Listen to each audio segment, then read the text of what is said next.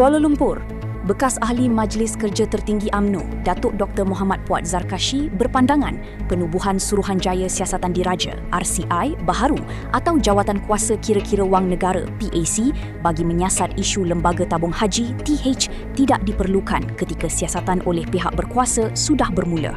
Menerusi hantaran di Facebook, Puat merujuk cadangan Presiden UMNO, Datuk Seri Ahmad Zahid Hamidi supaya PAC menubuhkan badan khas untuk menyiasat pengurusan TH, manakala Setiausaha Agong PAS, Datuk Seri Taqiyuddin Hassan pula mahu RCI 2.0 diwujudkan.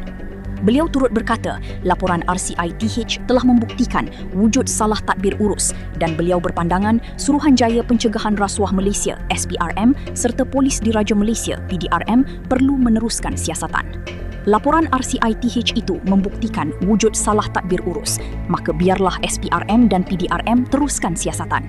Oleh itu, perlukah PAC? Apakah PAC ada bidang kuasa macam SPRM dan PDRM? Katanya.